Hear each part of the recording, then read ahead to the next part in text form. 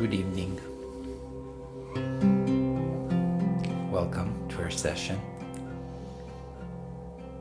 Let's just take a few moments to close our eyes and breathe gently.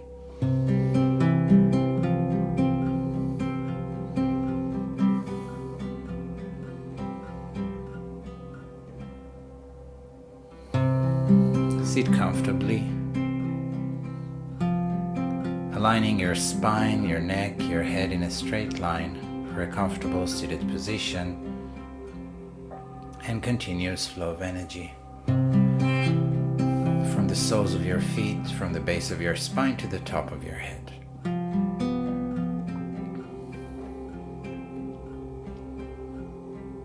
Just relax while I repeat some mantras to open the space up, to ask to remove any obstacles from our way,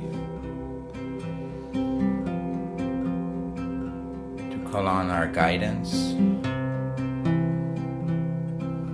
to help us through in this mission of ours, to sit together to find out about this course, about the practice, about a way for us to get closer and closer to ourselves through meditation, through concentration,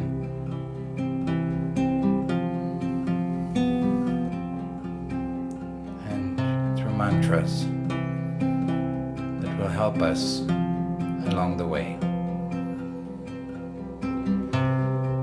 Gajananam Bhutaganadi Savitam Kapita Jambu Palasara Bhakshitam Umasutam Shokavinasha Karanam Namami Vigneshwara Padapam Kajam Shadananam Kumkumarakta Mahamatim Divya Mayura Vahanam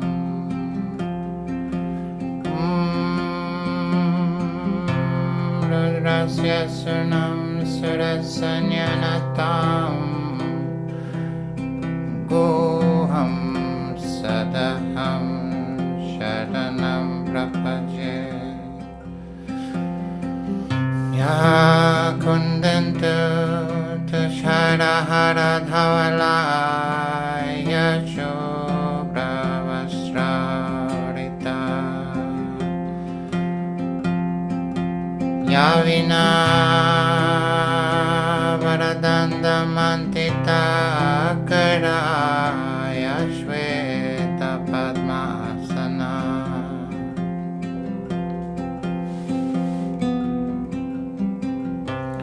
Ya Brahmachyuta Shankara Prabriti Bir Devai Sada Pujita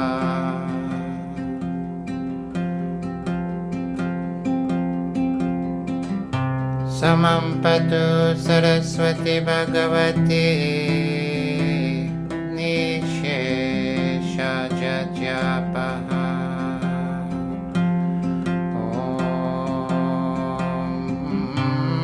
Namah Shivaya Gurave Sachidananda Murtaye Nishprapanchaya Shantaya Sri Shivanandaya Te Namah Sri Vishnu Devanandaya Te Namah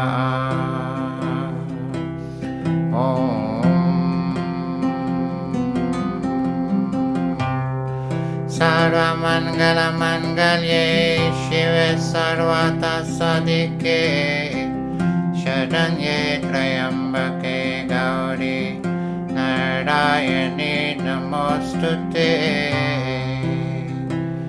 Narayani Namostute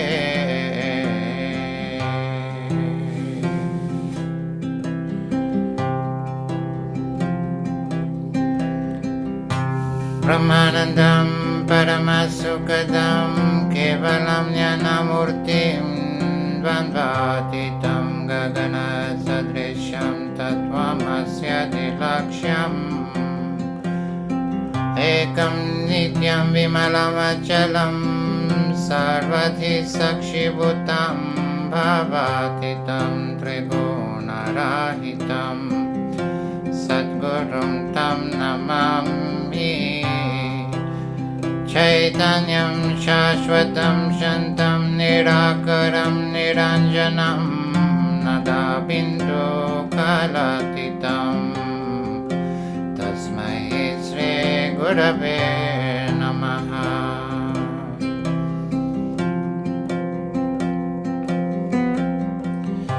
Guru Brahma, Guru Vishnu, Guru Deva Maheshwara, Guru Sakshat Param Brahma, Tasmai Sri Gurave Namaha.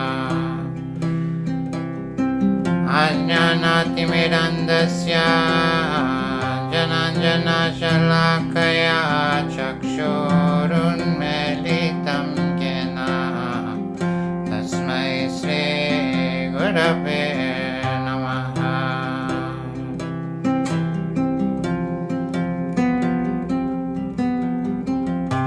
Janamulam Gurur Murti Pujamulam Gurur Padam Mantramulam Gurur Vakyam Mokshamulam Gurur Kripa. Om Namah Shivaya Gurave Sachidananda Murtaye Nishprapanchaya Shantaya Sri Shivanandaya Te Namah Sri Vishnudevanandaya Te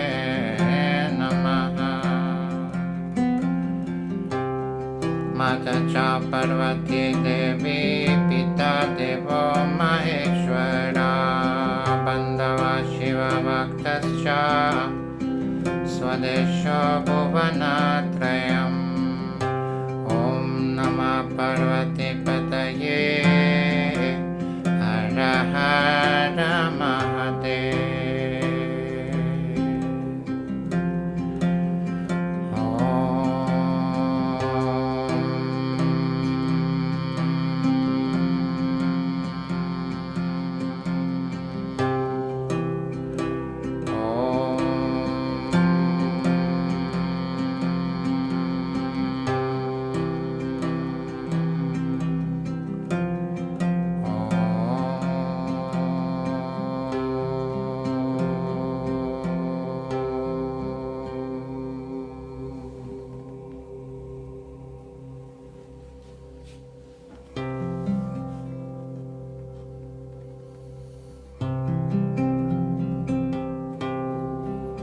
A gentle breath in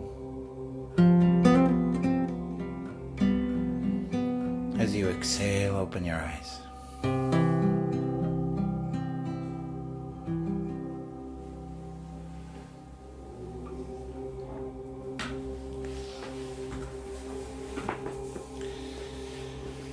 Hello and welcome to this intro.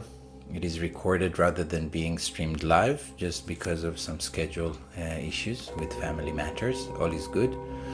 And also so I can more easily go over the things I want to make sure I am, and we have a high quality video for you to enjoy.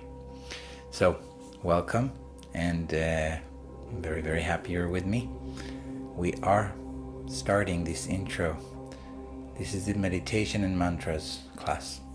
The meditation and mantra class is based on learning of, I would say, properly practicing, although very young, from the age of 6.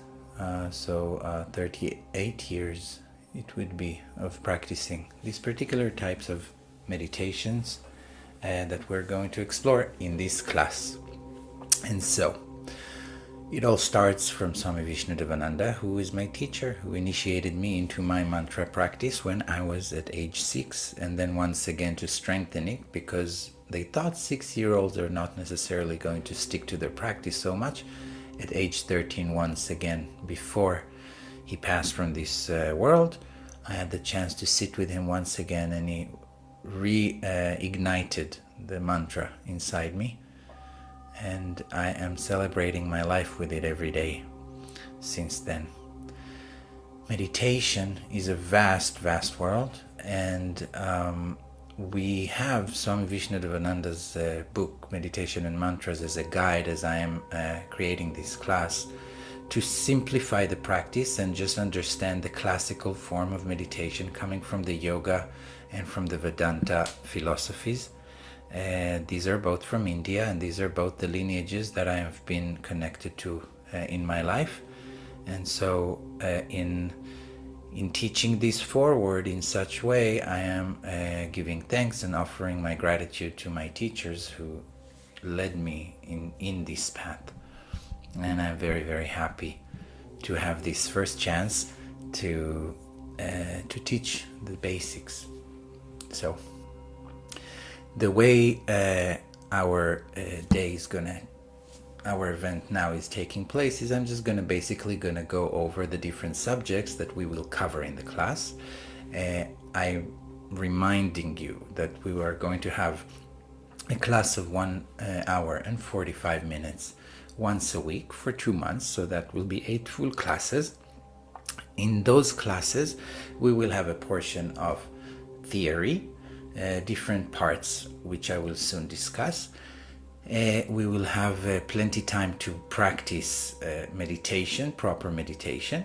So every time we're going to start strengthening this tool, going over different mantras that will aid us in different scenarios, as well as the mantras that can be repeated while you are practicing your meditation. And so this will be the portion of the mantra meditation that will be the main practice within this class. So I will offer you a glimpse into different types of practices of meditation, and you will take it from there. During our course, every time we will have a class, you will get some pages a few days before the class, and so you will have the main concept of what we're going to discuss, as well as a weekly diary that you can fill out for yourself, and you can also share it with me if you wish for me to help you and guide you on this, where you're taking count a few things that are going on in your day. Because although this is a meditation course, there is one thing I can tell you: meditation cannot be taught, just like sleep cannot be taught. You can create the best scenario for sleep to happen, but that does not mean that sleep will come when it's time, when it's what you think is time. It can also decide not to come, so you can prepare yourself for. And in this course we're going to go over different things that are helping us to prepare ourselves for meditation. We're also going to discuss in the first class, which is on the 8th of March, why meditate? What's the point of meditation? What is the reason for meditation? Especially when we're talking about the type of meditation that we will discuss here, which is not an active meditation like some of us know, especially if we're theta healers. We are active, very active in our meditation, and this is quite the opposite, which I find a wonderful counterbalance for our meditation. The meditation of theta healing, which is so intensely active, you're going, you're creating, you're sending information, you're bringing information, you're doing things, you're witnessing things. In the type of meditation that we will learn is really how to listen to that inner silent place, to reach silence inside. Because when we reach that silence, we have removed a lot of the veils, at least for that certain amount of time, of what we think we are, what we feel we are, and all of the different scenarios that we consider through our mind. We reach that deep place of inner peace, which is beyond time, which is beyond space. For even a glimpse of a moment, it is a radical shift in your conscious state in your perspective on life. Because in those moments there is a certain understanding developing of what you are, which is much, much beyond what you think and what you see with your own mind and your own capacity, our own mind and our own capacity.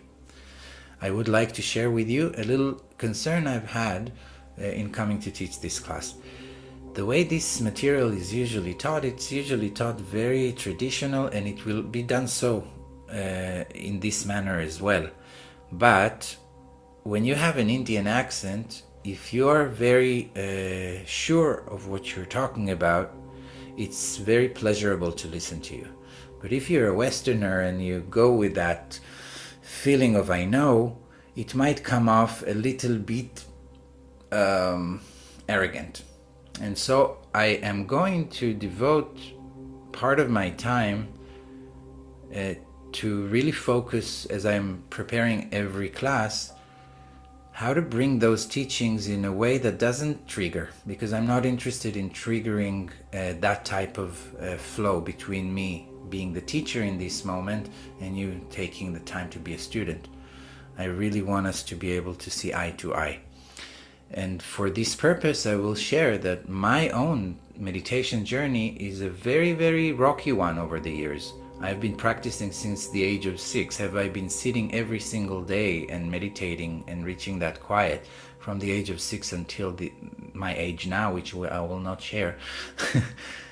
This is not, that won't be true. No, I haven't. You know, I've had my journey. I am an artist at spirit. I'm not as easy with disciplining myself, although I do have quite a lot of discipline, but nowhere near what I can achieve still from what I've seen in my life, from people around me, from my teacher. And so I come very humbly to teach this, not from the high and mighty I know it all, but I'm just wanting to introduce to you the classical approach. And I find a lot of these things are extremely helpful in understanding how to reach that place of meditation. So I'm not coming to teach you meditation because I cannot, but I can lend you my understanding and especially my teacher's teachings, so you can find your way, you know, for your own practice, because I think it's essential. I think it is crucial for us to pick up this habit of meditation.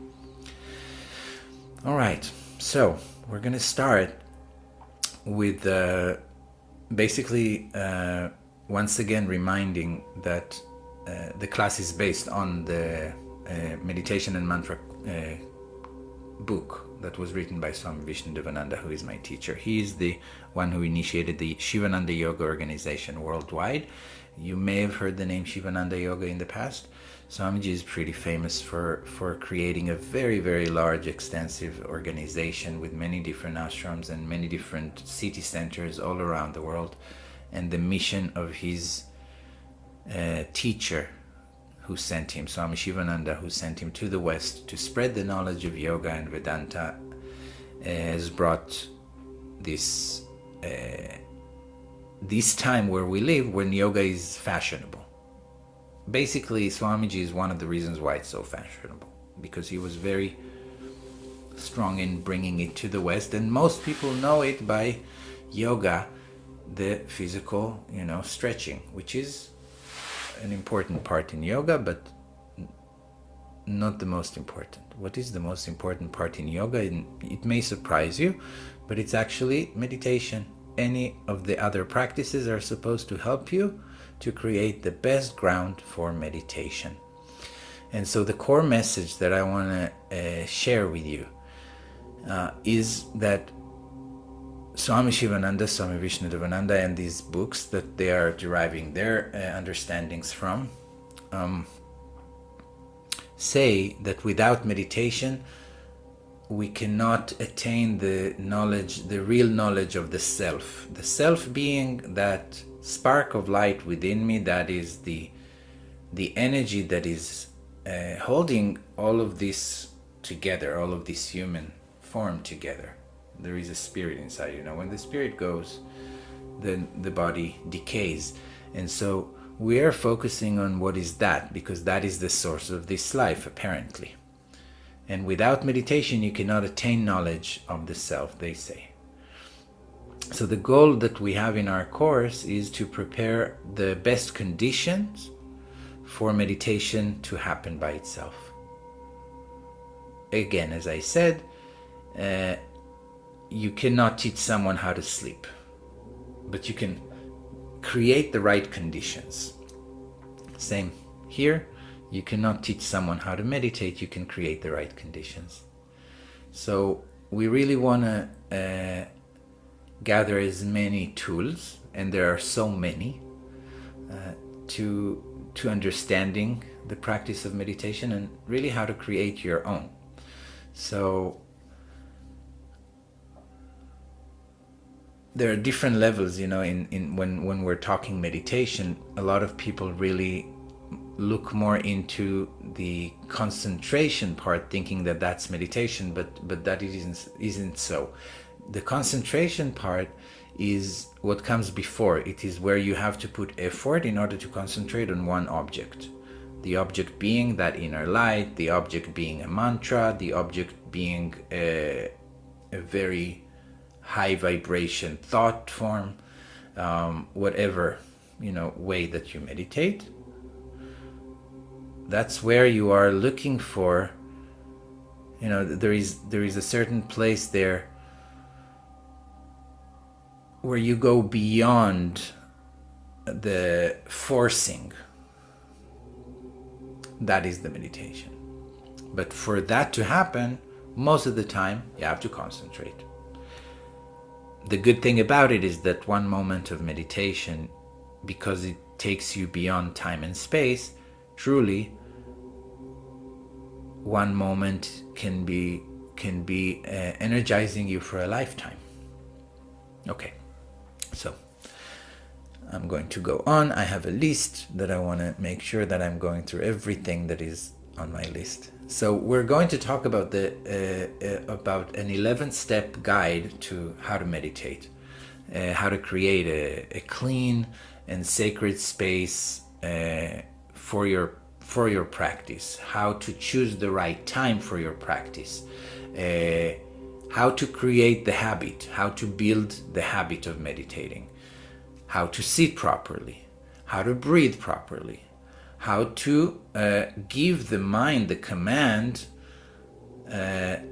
now it's your time to be quiet. Okay? How to reach the place where you can literally command the mind in such a manner. Now you are quiet. We're going to talk about focal points. We're going to discuss different objects or mantras that we can focus on in order to reach the concentration part. Then we're going to learn how to, when you learn how to control the mind, you also learn how to not over-control it. So we're going to learn what it means to let go and allow it to play until it settles in what you're asking for it to do.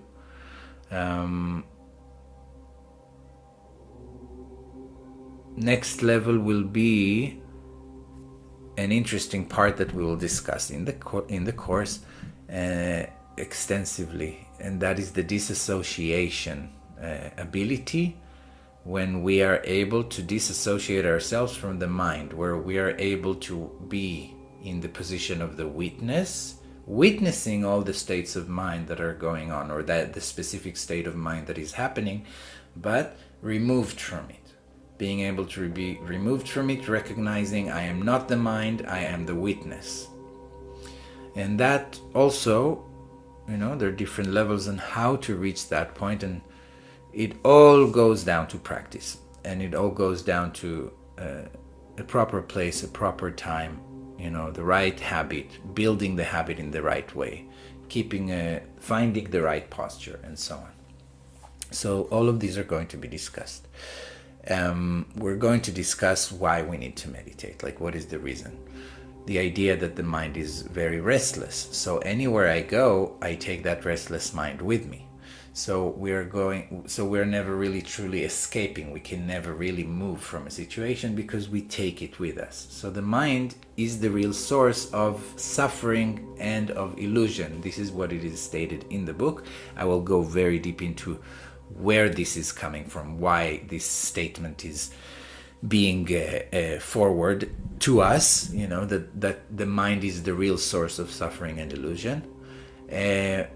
And we are looking, or our goal is to steal the thought waves. How to steal the thought waves? The thought waves are called in Sanskrit, and we are also going to discuss Sanskrit terms. I will explain them as simply as I can. Vrittis, these are the thought waves, and we are going to learn how to reduce them in order to reveal that true self. All of this is great in the part of teaching you the details. In the practice, as I said, we're preparing the ground for the best practice. So I wish for you to really, as we go along with the course, take another step every week to deepen your own habit and see what happens to you. I know that if you just take a daily habit, by the end of the 2 months, you will find yourself as a different person. Because when you have a center, like a meditation, that grounds you in such a way that it really matters not what happens outside, because you reach a place where you are in calmness, because you've had the moments, the glimpses that what is outside is in a way an illusion. Of course it is an illusion that I need to take a part in. Yes, I cannot withdraw from the world unless I am able to. Most of us are not able to just move out of the world. So I'm supposed to engage with what's happening, but at the same time understand that it is an illusion, and beyond that illusion, what is?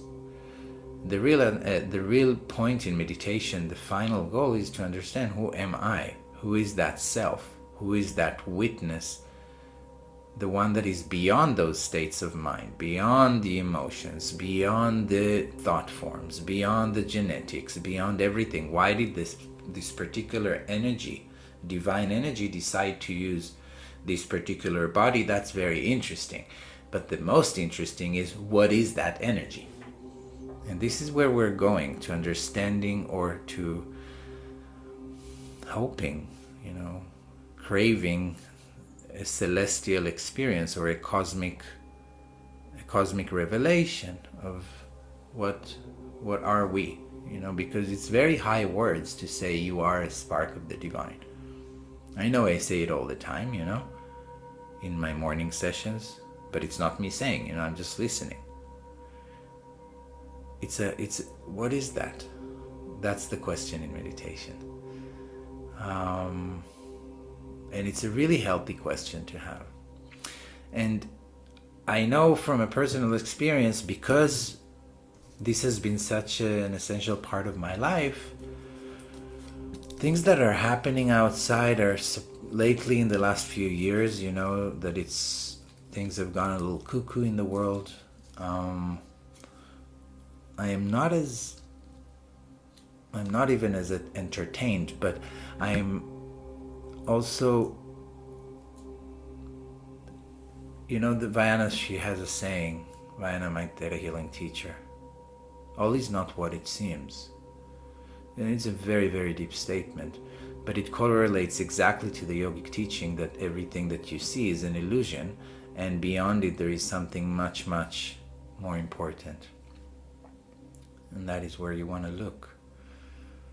Meditation is the key to reaching that. So the crazier the world is, in some strange way, because I have this meditation practice, I'm not as concerned, I'm not as emotional about it. I do not react with a lot of, oh my God. Interesting, because I used to be the very opposite as a child, I guess as we grow old things settle also, but I think it has a lot to do with the practice of meditation. And I do need to say that it hasn't been all roses and golden path. It's been, the golden path has been quite sore. It's not been an easy experience living this human life. It's not that everything has been perfect because I've been doing meditation. Many things were very, very interesting throughout my life, very, very and different challenges. But I'm pretty sure that without meditation, I would have ended up in a very different place. Because I'm happy with where I've reached, even though challenges are still there. But the meditation part of life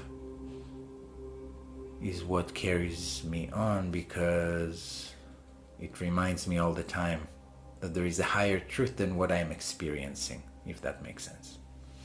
So we're going to talk about different. We're going to talk about different classical analogies of the mind, to just understand a little bit better the way the mind functions. There are different terms or different ways in yoga and in Vedanta that are describing the mind. One of being of a lake with waves. So it's the distorted reflection because of the waves is the thought waves disturbing clarity. The drunken monkey, you may have heard me before speaking about the drunken monkey. That is an analogy that I love to use of perceiving the mind as such. A drunk monkey jumping everywhere, wants constant variety. That is a way to describe the mind. We're going to go into other different analogies. Why do we need different analogies? Because different approaches, different directions open it to different people in different ways, and we want as many ways as possible to fill you up with the good, healthy understanding, so you can create your own practice based on your own excitement from it. All right. Let's see. So we're going to talk very deep about the difference between concentration and meditation, the key distinctions, and what are the purposes of concentration in meditation, and what is really the difference. And the truth is that in concentration there is effort. I'm holding an effort to hold one point, and in meditation it becomes effortless. It's a continuous flow. So like an oil pouring continuously. It's just overflowing as well. So it's a very, very interesting difference, like to reach that point of bliss. In order to reach that point of bliss, you first have to concentrate your mind. That is not necessarily an easy task. But the formula that we are going with is fewer thoughts in the mind, more peace. Does that make sense? I hope it does. All right.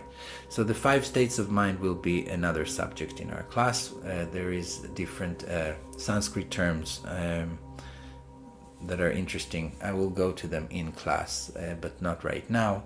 But basically different states of mind. So there is a dull state, which is what we call tamasic state of mind. That is a state of mind that denies happiness. So you can understand that that's a sort of a more dense, more heavy, a little darker type of energy, vibration. There is the scattered mind, scattered, jumpy, jumping from one desire to the next. Also very restless. Okay. Then there is the gathering, the mind that starts gathering, becoming more efficient, more peaceful. Then there is reaching of that one pointed, stable mind. In what happens then is that, and I've seen people that are in that place in my life. Lucky enough, I haven't reached it myself, but there is like a deep inner joy that radiates from them constantly. And that's very, very special to witness. I hope to reach it in this life. And then finally, there is the mind that is fully absorbed in the divine, in the self, and then the mind disappears. So that is also like the levels of what happens when you're done, when you reach the final destination of meditation, which is this inner liberation. They say in the ancient books is you don't stay much long in the body afterwards. So like it's not that we're expecting many peoples to be enlightened all the time. What we want to reach, at least for now, I think it's a good enough goal to reach enough moments of enlightenment within our daily routine and our practices throughout our lives, to give us just enough energy to stay on the course of the practice, keep doing everything we want to do and reach, but also have that part which works on what we normally don't do in an active meditation, which is not doing, which is just being. Because when you are just being, you can realize so many things about yourself. There's so many gifts and value that comes from that. We're going to talk about thought power, the power of thought, because that is very, very crucial. The thought is the most powerful force in the universe. So you become, from the book it says, you become what you think about what you think about all day long. It's not you become what you think when you're in great mood. You become what you think about all day long. Every thought matters. Every thought counts. So you want to learn to be a little bit more controlling of the type of thoughts that you allow to entertain in your mind. The key teachings of this fraction of the idea of thoughts is that you need to understand that you are not the thoughts. So like that's really an important point in these teachings. You are not the thoughts, you're not the mind, you are the witness of all of this. And this is what we need to understand, and try to understand, because I cannot say that I fully understand it, and I've been practicing for many years, but it's a higher understanding than what the human mind carries. Maybe I've had glimpses, but it's not a type of wisdom that I carry with me all the time. I am not my thoughts. I very much fall into the patterns of the thoughts in my day. And sometime in my meditation, I'm lucky enough to not be there for a little while. I don't want to discourage you, but it might sound like I'm discouraging you, but it's not. It's like I'm actually encouraging you, telling you that you don't have to be in a certain place to start meditating. And the fact that you may feel that you're afraid to start meditating every day because you won't last, that's a known, fear. You're not alone. What are you going to do with this meditation? These are interesting questions that we all have, and I wanted you to know. So the good thing is to start creating a habit and play with it and see where it takes you. And this is like my introduction to you, to this teaching that I've been practicing for most of my life. All right. The last portion of the teachings, or almost the last portion, we're also going to discuss the obstacles to meditation, which is a lot, and I want you to know them so you can really create yourself the best scenario for your practice.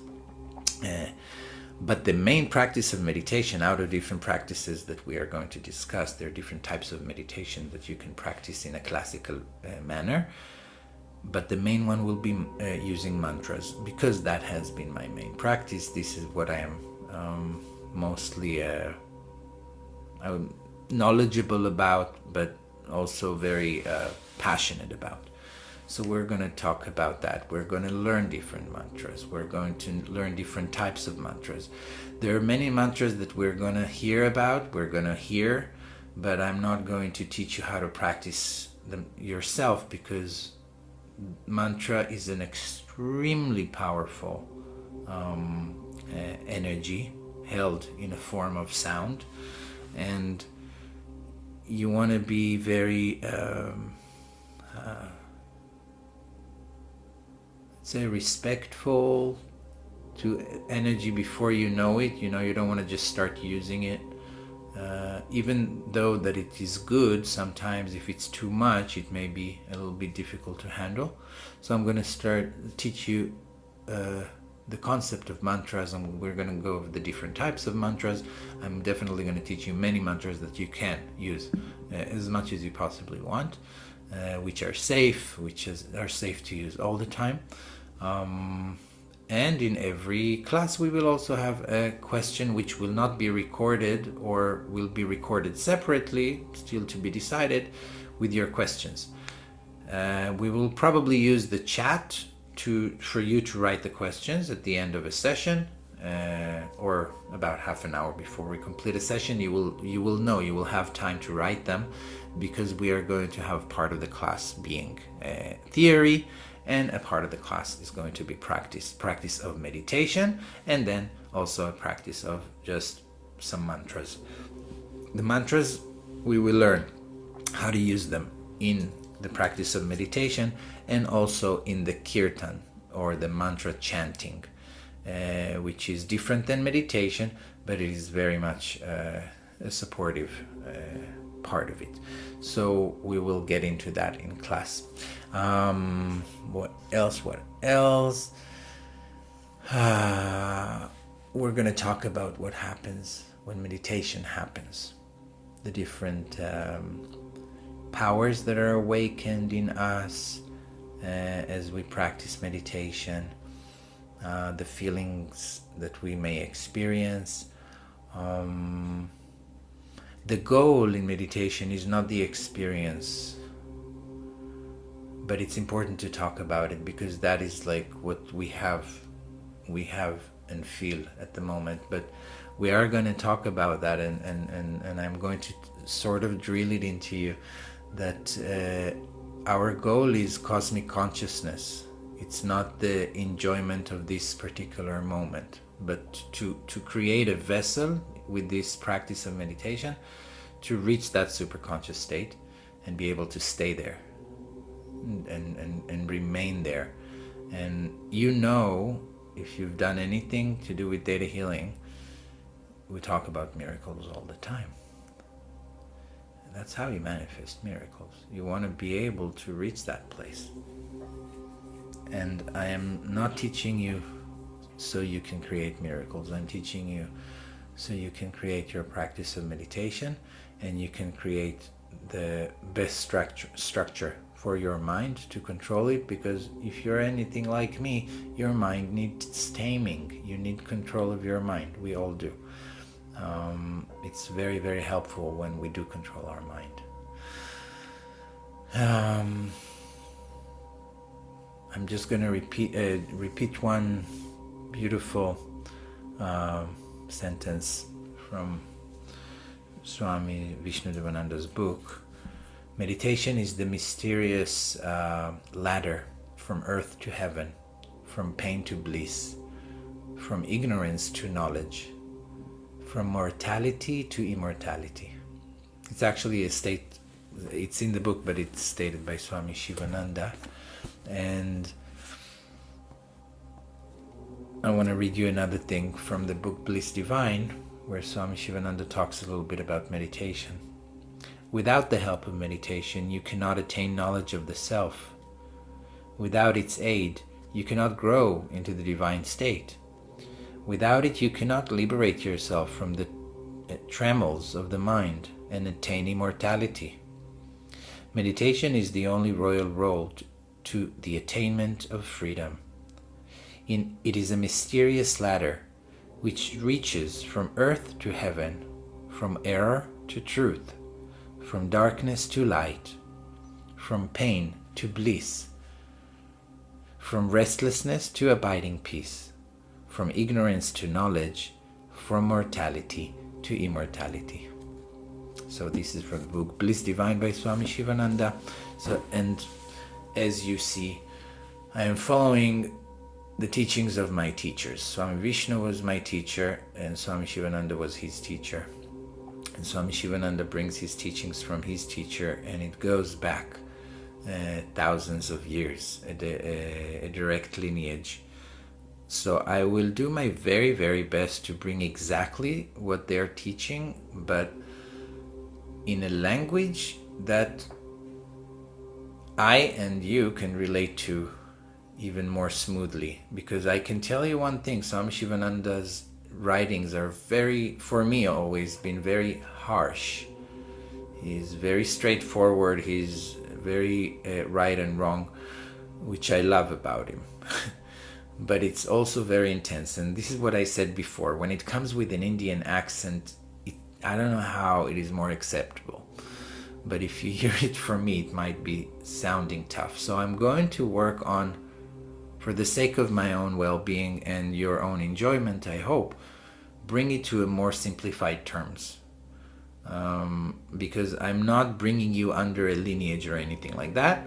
I'm just giving you the tools as they are taught in a classical lineage, in a traditional lineage. And it's really good when you say that you're meditating, know the origins of meditation. And this is what we're doing. So I love you, and I appreciate you, and I thank you for listening in tonight. And you can send me questions if you still haven't registered. You want to register for our class. It's starting 8th of March, and all the rest of the details will be sent to those registered. I wish us a wonderful journey together. See you in 2 weeks. Om Tat Sat.